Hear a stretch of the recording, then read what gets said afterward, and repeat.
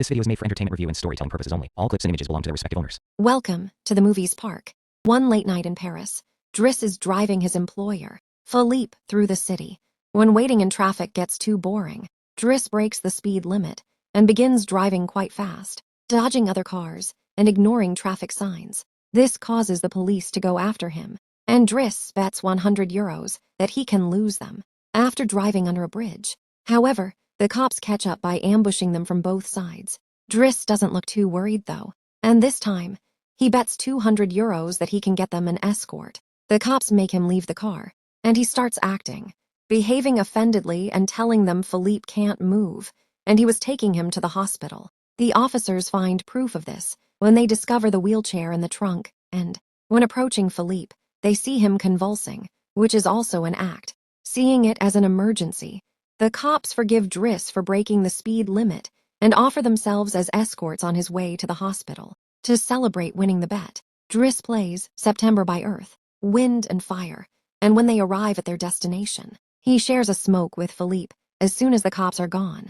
Driss promises he'll handle it and drives them away just before the hospital staff can find them. This friendship began many months ago. Philippe and his assistant, Magali, are holding interviews to find a new caretaker for him, but it isn't going too well because all applicants have very standard or awkward answers to their questions.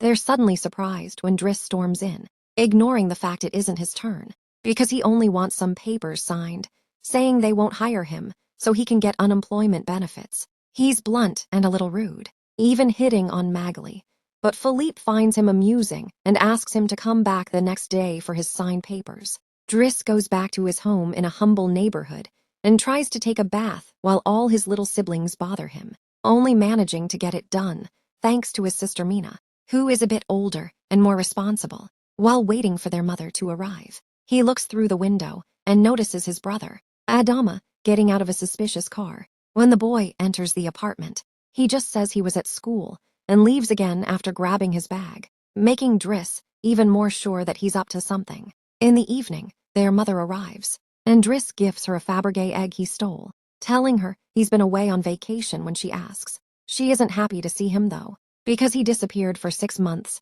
and never called, and now he's shown up out of nowhere, as if her home were a hotel, as she's absolutely done with his lies and has other children to care for. She kicks him out and tells him not to come back. Driss spends the night having a smoke and some snacks with neighborhood friends. The next day, Driss goes back to Philippe's house for his papers and is received by the housekeeper, Yvonne, who shows him around the place and tells him about Philippe's daily routine. She also shows him the room he would get for himself, with his very own bathroom. Driss can't help staring at the bathtub before he's dragged to see Philippe, who offers the signed sheet of paper, but also a job opportunity. Driss accepts the 1-month trial, and Philippe bets he won't last 2 weeks. After bringing his things to his room, Driss is taught how to take care of Philippe. He must learn how to keep his legs stimulated, how to put him in the wheelchair, how to help him shower, and how to change his clothes. Things get awkward when Driss discovers he must put high stockings on him and even clean his butt after Philippe uses the bathroom. No matter how much he complains and says he won't do those chores, he ends up accepting them as part of his job. Later in the evening, while enjoying a snack on the roof, he's interrupted by Philippe's daughter, Alyssa, and her boyfriend Bastien, who are looking for a private place to make out. He kicks them both out after refusing to share his beer. Driss quickly gets used to the daily routine with Philippe, even if at first he makes mistakes he learns from, like handing the phone to Philippe instead of putting it on his ear or forgetting the baby monitor while having a bath. He also learns to organize Philippe's mail into different folders. Most letters he opens, but there's a series of private ones he isn't allowed to touch. When he finds a flyer promoting female escorts, he decides to start a file just for those, instead of throwing them away, as Philippe instructed. It isn't all work in this new life though. Driss makes sure to have a good time. He keeps trying to hit on Magali to no avail, and sometimes calls escorts to join him in bed. One morning, after Yvonne comes to his room to scold him for being late, she finds some dangerous weapons in his bag, but doesn't comment yet. Driss's work today is to drive Philippe around, but he refuses to put him in the back of a van, as if he were cargo. Instead, he takes him in one of the fancy cars that don't see much use. Philippe, who at first thinks this isn't suitable and insists on bebeing pragmatic, is soon excited by the idea of a faster, less boring ride, although Yvonne still disapproves. When they try to leave the building, a neighbor is parked at their entrance, ignoring the sign on the door. Driss wastes no time and grabs the man by the shirt, threatening him until he moves the car. Philippe is impressed, but Yvonne disapproves once again. They go to a museum, where Philippe plans to buy a piece of artwork that Driss considers not worth the money because it's just a red blotch on the canvas. Afterward, Philippe meets with a relative who tells him everyone is worried about Driss since he can be violent. They've also discovered his criminal record, but Philippe doesn't care. He appreciates Driss because he doesn't pity him and isn't afraid to joke with him. Driss has dinner with Yvonne in the kitchen, while listening to Philippe dictate a letter to Magali. Claiming it's private, Yvonne turns off the baby monitor and explains what's going on. Philippe is pen pals with a woman named Eleanor. Those are the letters Driss wasn't allowed to open. Their relationship is purely epistolary. They've never met. Speaking of love, Driss teases Yvonne about the looks the gardener gives her before going to bed. He's trying to sleep when he hears strange sounds through the monitor. Philippe is having trouble breathing. Not capable of ignoring it, Driss goes to his room and gently guides him through the attack with soothing words and a wet cloth. Philippe eventually falls asleep, only to wake moments later, saying he needs air. This time Driss doesn't hesitate. He puts Philippe in the wheelchair, covers him with blankets, and takes him for a stroll by the river. This is the first time Philippe has seen Paris at night in a long time. Now relaxed, he explains that medicine only does so much, and he often experiences phantom pain when they see some girls walking by. Philippe confesses he isn't capable of pleasuring a woman, but he can still enjoy satisfaction when his ears are massaged, since they are sensitive zones. When phantom pain threatens again, Driss shares a joint with him. Philippe is skeptical at first, but ends up loving it. Afterward, they go to a restaurant, joke around, and share a meal. Philippe tells more of his story. He met his wife when they were students, and shortly after they married, she had 5 miscarriages before being diagnosed with an incurable illness. That's when they adopted Alyssa. Philippe has always loved competition, extreme sports, and speed, and paragliding gave him that thrill.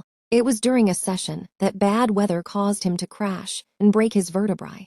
He still believes his real handicap isn't the chair, but living without his wife. After joking around some more, Philippe remembers the date and realizes Driss has passed his 1-month trial.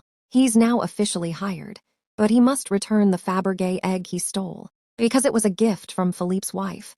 She gave him one every year, and he has 25, matching their years together. The next day, Driss goes to Mina when she's leaving school. She's upset because he hasn't answered her messages, except to ask about the egg. She also tells him cops have been calling their home.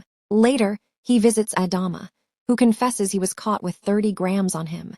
Driss wants to take him to lunch, but Adama refuses, and instead gets in the suspicious car again. Later, Driss listens while Philippe dictates another letter for Eleanor.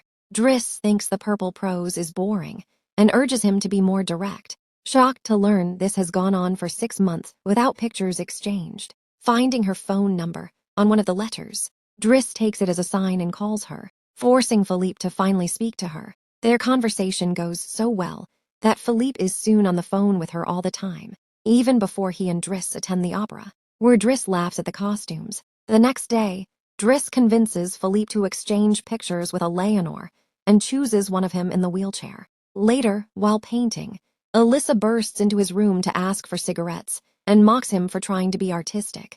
Angry, he kicks her out before going to Philippe, who is asking Yvonne to swap the picture for one from before his accident. She hides the picture inside the escort file just before Driss storms in, complaining about Alyssa.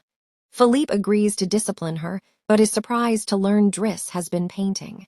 Days pass, and their friendship grows. Driss takes Philippe to play in the snow, brings him on runs, gets him a new suit, and listens in as Philippe scolds Alyssa. When Driss finishes his first painting, he shows it to Magali, who slaps him when he tries to kiss her. Philippe, however, likes it and promises to try selling it.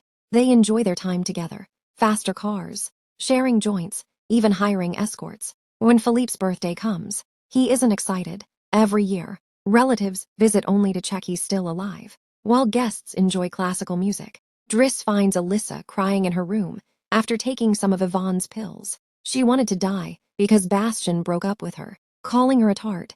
She asks Driss to talk to him and he accepts for a price. Meanwhile, Philippe shows Driss's painting to a relative and convinces him to buy it for 11,000 euros. Back in the dining room, Driss chats with Yvonne, who reveals Magali has a rocky relationship with someone named Fred, giving Driss hope. As the party dies down, Philippe makes Driss listen to classical pieces, but he only jokes. After the band finishes, Driss plays Boogie Wonderland on his iPod and dances in the middle of the floor. His energy pulls everyone in, and Philippe enjoys watching. Later, when putting Philippe to bed, Driss opens Eleanor's latest letter. She's included her picture, showing she's quite pretty, and says they should meet next week in Paris. When the day comes, Yvonne and Driss try dozens of outfits until they find the perfect one. Since Yvonne will take Philippe to the date, Driss uses his day off to visit Bastian and threatens him into apologizing to Alyssa, bringing her croissants daily, and fixing his hair. Afterward, he watches his mother at work from afar. At the restaurant, Philippe and Yvonne wait, but Eleanor is late. After an hour, Philippe gives up, calls Driss, and leaves, just as Eleanor arrives. That night, Philippe takes Driss in his private plane and gives him the money from the painting, making him ecstatic. The next morning, in the countryside, Philippe goes paragliding and drags Driss along. Terrified at first, Driss ends up loving it. Back home, Adama is waiting. Driss scolds him for the scars on his face, but Adama still won't talk. Driss leaves him in his room, tells Mina not to worry, and goes to put Philippe to bed. Philippe isn't sleepy. After looking at a painting together, he asks about Driss's family. At first, Driss resists, then reveals the truth. Adama isn't really his brother, and his parents aren't his parents, but his aunt and uncle. His real name is Bakary Bassari, but since other kids shared the name, they called him Idris, which became Driss. His aunt eventually conceived. His uncle died, and other men came, bringing more children. Just as Driss had told him about Alyssa, Philippe says Adama needs discipline. He fires Driss, so he can be with his family instead of wasting life taking care of an old man. The next morning, after Bastian delivers his daily croissant with a new haircut, Driss packs. Magali says goodbye and introduces her partner, Frédéric, or Fred, revealing she isn't interested in men. Driss gives up. On his way out, he returns the monitor to Yvonne and teases her for lying about Magali. She gives him back the escort file, and he's disappointed to find the picture he chose hidden there. He throws away the file but keeps the photo. Outside, he finds another car blocking the entrance. Though he no longer works there, he demands the driver move, calling it a matter of principle when Adama questions him. A few hours later, the brothers pick up their mother at the station. Back at the house, Philippe has dinner with his new caretaker, who is stiff and boring. Philippe leaves without a bite. With Yvonne out on a date with the gardener, no one scolds him. Days later, Driss returns to his old life. He hangs with friends, warns the suspicious car guys to leave Adama alone, and goes to a job interview. Though inexperienced, he charms the employer by calling himself pragmatic and showing off art knowledge learned from Philippe, landing a driver job. Philippe, meanwhile, dislikes his new caretaker and grows moody. One night, refusing help for phantom pain, Yvonne calls Driss. That's how they end up in the situation from the beginning, chased by cops and then escorted to the hospital. Afterward, Driss drives Philippe to the coast, where the sea calms him. Later, Driss trims his beard before taking him to a restaurant, but doesn't stay, since Philippe has other company. Driss wishes him luck, gives him back the egg, and leaves.